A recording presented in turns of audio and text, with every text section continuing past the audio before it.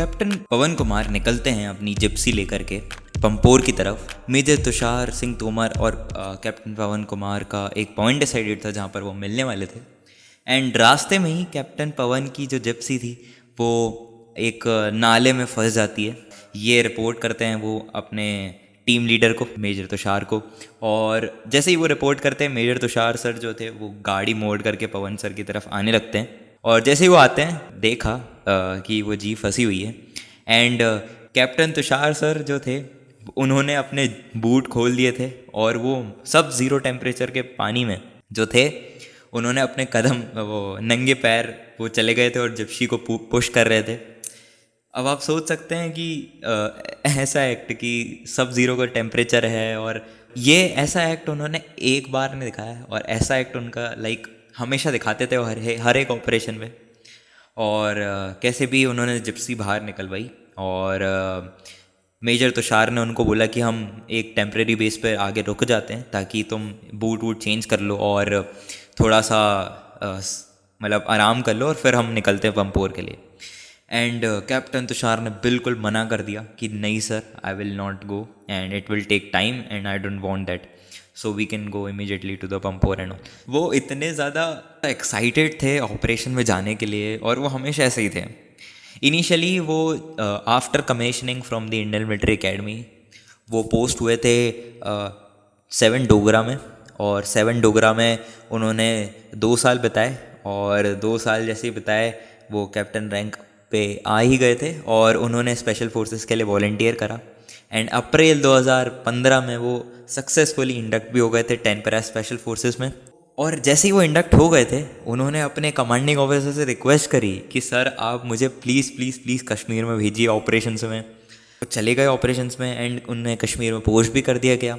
और उनकी कीननेस इतनी ज़्यादा थी ऑपरेशन में पोस्ट होने की कि वो ऑपरेशन में डिप्लॉयड रहे हमेशा। उनका जो पहला ऑपरेशन था वो पुलवामा में था, जहाँ पर 2 टेररिस्ट को उन्होंने एलिमिनेट करा। 2 टेररिस्ट की पुष्टि थी और 2 टेररिस्ट को एलिमिनेट भी कर दिया था सक्सेसफुली, और एकदम बहुत ज़्यादा सक्सेसफुल ऑपरेशन था वो। एंड ऐसे कई सारे इतने सारे ऑपरेशन करे थे कैप्टन पवन कुमार ने, दैट लिस्ट इज़ एंडलेस। अब जैसे ये बढ़ते हैं आगे, सामने आते हैं स्टोन पेल्टर्स। अब 2016 की बात थी, अब तो खैर स्टोन पेल्टर्स इतने नहीं हैं, बट अब तो खैर ख़त्म ही हो गए आर्टिकल 370 के रिमूवल के बाद। बट जब स्टोन पेल्टर्स एक आम बात थी, जहाँ पर भी एक एंटी टेररिस्ट ऑपरेशन या फिर जो भी हमारे सीटी ऑपरेशन होता है, काउंटर टेररिस्ट ऑपरेशन होते हैं, वहाँ पर स्टोन पेल्टर्स आ जाते थे और आर्म्ड फोर्सेस के लिए या फिर जो भी वहाँ पर CRPF RR और इन सब के लिए बाधा बन के खड़े हो जाते थे। सो देन क्या होता है कि उधर भी स्टोन पेल्टर्स आ जाते हैं। कैप्टन पवन कुमार के साथ एक इंसिडेंट हुआ रहता है पहले। एक मिशन, एक ऑपरेशन, जब ये एक और ऑपरेशन था पुलवामा में ही, और ये जब पुलवामा से डी इंडक्ट हो रहे थे, बाहर आ रहे थे, तब स्टोन पेल्टर्स के मॉब ने घेर लिया था और एक स्टोन इनके आकर के मुंह पर भी लग गया था। एंड इनका जो टीथ 2-3 दांत थे इनके निकल गए थे एंड खून बहने लग गया था बहुत ज़्यादा। एंड किसी ने ध्यान नहीं दिया था, पर जैसे ही थोड़ा बाहर आया वैसे ही ध्यान दिया, और इन्होंने बताया भी नहीं किसी को इन्होंने किसी को बताया भी नहीं। एंड बड़ी मुश्किल से इनके जो भी टीम में लोग थे उन्होंने इनको बेस हॉस्पिटल श्रीनगर में चेकअप करवाने लेके गए। सो वापस आते हैं स्टोरी पर। एंड ऐसे ही हुआ था, और ये धीरे से major Tushar Singh Tomar and captain Pawan Kumar ये जाते हैं जहाँ पर चीज़ें हो रही थी पंपोर में, EDI के बाहर पहुँच जाते हैं। सो जैसे ही पहुँचते हैं एनालाइज करते हैं, और एक CRPF की टीम जा ही रही थी इंडोर्स में, और जो ये टेररिस्ट थे ये ऊपर पहुँच गए थे टॉप पर बिल्डिंग के। और उन्होंने कैप्टन पवन कुमार ने कंफर्म करा कि हाँ अंदर 100 से ज़्यादा सिविलियंस मौजूद हैं। एक CRPF की जो टीम थी वो अंदर जा ही रही थी, अंदर इंडोर गेट से इंटर कर रही थी पीछे वाले, बट टेररिस्ट ने ये देख लिया था और उन्होंने वहीं से एक ग्रेनेड फेंक दिया था एक, और 4 जवान जो थे वो बहुत ज़्यादा हेविली इंजर्ड हो गए थे। उनको वहाँ से एक्सट्रैक्ट करा गया और फायर खोला गया टेररिस्ट के ऊपर। अब आप सीधा फायर खोल भी नहीं सकते हैं क्योंकि अंदर सिविलियंस ही हैं। ये उसूल है हमारा कि हम किसी भी सिविलियंस को हर्ट नहीं होना देना चाहते हैं। ऐसे ही था, हमें बहुत ही ज़्यादा केयरफुली वहाँ पर एक्ट करना था। सो रात होती है, दिन ढलता है, और जवानों को एक्सट्रैक्ट करा जाता है सीआरपीएफ वाले, और टेररिस्ट जब तक टॉप पर पहुंच चुके होते हैं और वहां से फायर कर रहे होते हैं नीचे, उनके लिए बहुत अच्छा पॉइंट, एक तरीके से उनके लिए प्लस पॉइंट था कि वो ऊंचाई पर बैठे थे और नीचे हमारे जवान थे उनके ऊपर फायर कर रहे थे।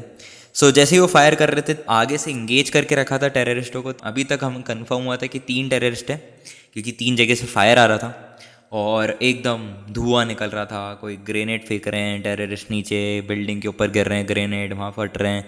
सो स्मोक ही स्मोक और ऐसा माहौल था। तो एक साइड से इंगेज करके रखा था, दूसरी साइड से धीरे धीरे सिविलियन को हमने बाहर निकालने की कोशिश करी। कैप्टन पवन कुमार ने सिचुएशन को एनालाइज करा अच्छे से और मेजर तुषार सर को बोला कि ओके सर, हमें रात को ही ऑपरेशन कंडक्ट कराना रहेगा। यूजुअली सब फर्स्ट लाइट का वेट करते हैं, क्योंकि दिन में ऑपरेशन अच्छे होते हैं। ओके, दिन में ऑपरेशन के लिए प्लस पॉइंट रहता है, क्योंकि हम देख सकते हैं। ओके, एंड रात में ऑपरेशन करना बहुत ज़्यादा घातक सिद्ध हो जाता है। एंड वहाँ पर सब मौजूद थे। राष्ट्रीय राइफल्स मौजूद थी, वहाँ पर सीआरपीएफ मौजूद थी, वहाँ पर जेएनके की भी एक घातक प्लेटून होती है। ओके, जेएनके पुलिस की, वो भी मौजूद थी, एंड एसओजी बोलते हैं इसे।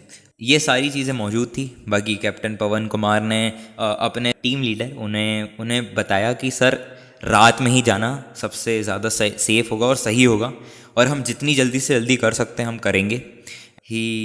What he said he did. And major Tushar को भी इस प्लान सही लगा उनका, एंड उन्होंने भी ग्रीन सिग्नल दे दिया। फिर सारे जितने भी 6 की स्क्वाड बनती है एक। ओके, स्पेशल फोर्सेस में जब भी मिशन पे जाते हैं, ऑपरेशंस पे जाते हैं, तो 6 के ग्रुप में आते हैं, एंड दो 6 are as effective as a whole company, बहुत ज़्यादा इफेक्टिव रहते हैं। सो रात में ही उन्होंने निकलने का फैसला लिया। सारे जो जवान थे उन्होंने कैप्टन पवन कुमार ने 5 जवानों को और जो भी 5 साथी थे उनको ब्रीफिंग करी और उन्हें समझाया कि ऐसा ऐसा प्लान होगा एंड ऑल। सब ने अपने अपने अपने हथियार कॉक कर अपनी जो उन्होंने वेस्ट पहना था उसके अंदर प्लान शेयर करा गया सीआरपीएफ, आरआर और जम्मू एंड कश्मीर के एसओजी को।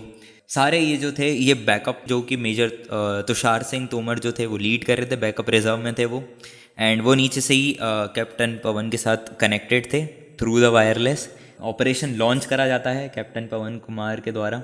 सामने से अब जो सीआरपीएफ रहती है, आरआर रहती है, ये सब सामने से इंगेज करके रखते हैं तीनों टेररिस्ट को, ताकि जो पीछे से हमारे जो स्पेशल फोर्सेस वो पीछे से जा सके अंदर और अपना ऑपरेशन आगे बढ़ा सकें।